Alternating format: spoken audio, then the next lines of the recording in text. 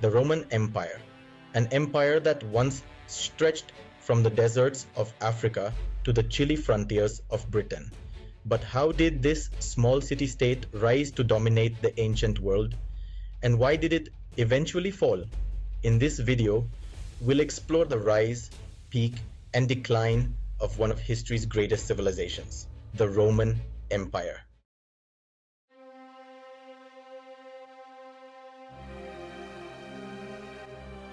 Legend has it that Rome was founded in 753 BCE by Romulus, one of two brothers raised by a she-wolf. The myth of Romulus and Remus symbolizes Rome's beginnings as a city of strength and ambition, where the desire for power outweighed even family loyalty.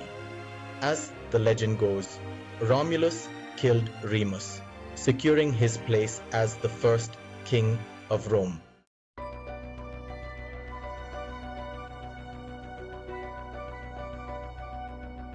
After the expulsion of Rome's last king, the city transitioned into a republic.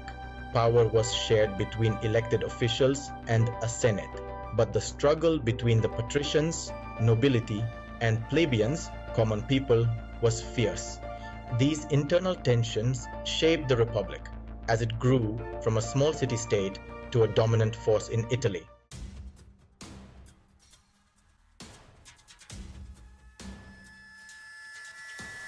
The strength of Rome's military was a key factor in its success. Disciplined, well-trained, and innovative, Roman legions were a formidable force. Tactics like the testudo formation, combined with strict discipline, allowed Rome to outmaneuver and outlast its enemies, expanding its territory at an unprecedented rate.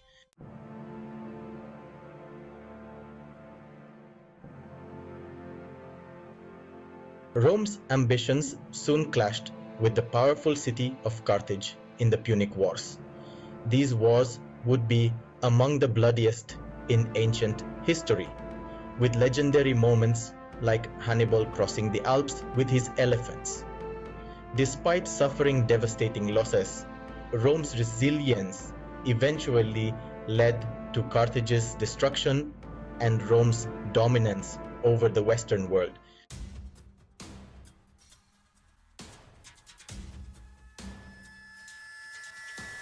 As Rome's territories grew, so did inequality within the Republic. The Gracchi brothers, Tiberius and Gaius, attempted to introduce reforms to address land distribution and economic disparity. Their efforts, however, led to their violent deaths and marked the beginning of deep social unrest in Rome.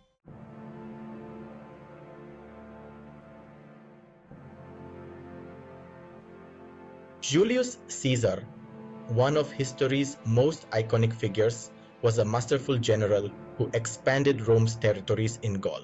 But his ambition didn't stop there.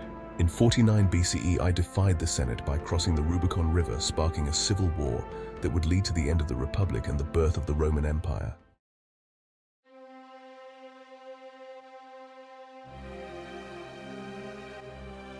With his victory in the Civil War, Caesar was named dictator for life. But his growing power alarmed the Senate, leading to one of the most famous assassinations in history on the Ides of March 44 BCE. Caesar's death threw Rome into chaos, but it also set the stage for the rise of the first Roman emperor.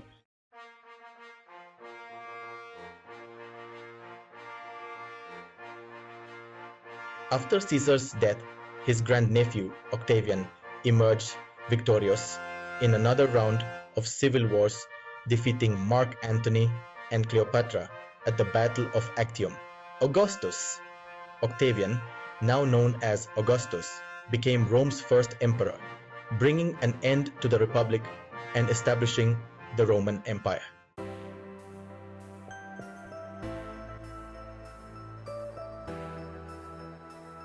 Under Augustus and his successors, the Roman Empire entered a period of relative peace and stability known as the Pax Romana. For over 200 years, Roman civilization flourished, with vast improvements in infrastructure, law, and culture. It was a time when the empire's might seemed unshakable.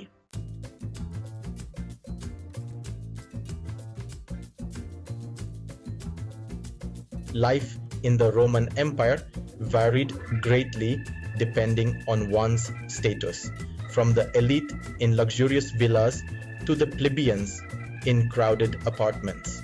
The empire was a melting pot of cultures with grand public events like gladiator games, religious festivals, and a thriving economy sustained by trade and agriculture.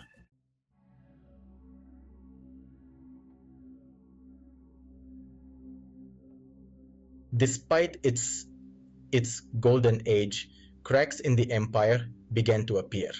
A series of corrupt and inept emperors, from Nero to Commodus, weakened the empire. The vastness of the territories made it difficult to manage, leading to revolts and instability in the provinces.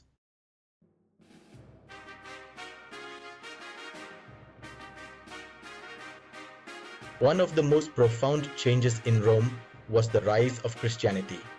Once a persecuted minority, Christians gradually gained influence, especially after Emperor Constantine converted to the faith in the 4th century CE. Christianity would eventually become the official religion of the empire, transforming Roman culture forever.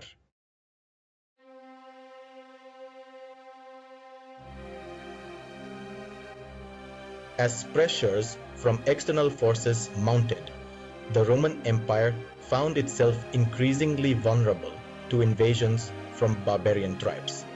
In 285 CE, Emperor Diocletian decided to split the empire into eastern and western halves for more manageable governance.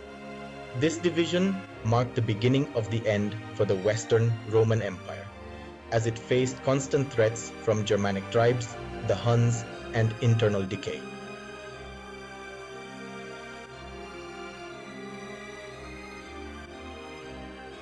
The Western Roman Empire's decline reached its climax in the 5th century. The Visigoths, led by Alaric, sacked Rome in 410 CE, a moment that symbolized the empire's vulnerability. In 476 CE, the last Roman emperor in the West, Romulus Augustus, was deposed, marking the traditional end of the Western Roman Empire and the beginning of the Middle Ages.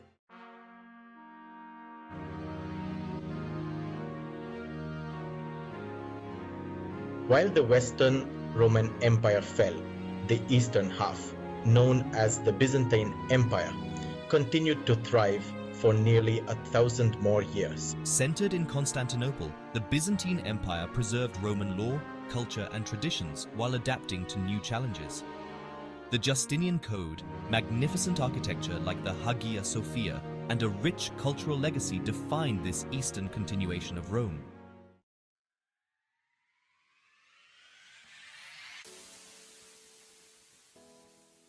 Though the Roman Empire fell, its legacy continues to shape our world. From the legal systems that govern nations to the languages spoken across Europe and beyond, Rome's influence is undeniable.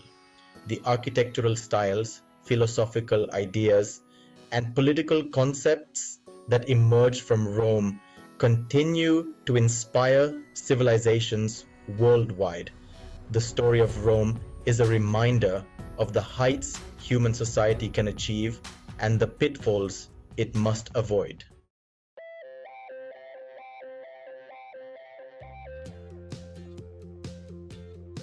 Thank you for watching. If you enjoyed this journey through the rise and fall of the Roman Empire, be sure to like, subscribe, and hit the notification bell for more history content. Let us know in the comments which historical topic you'd like us to cover next.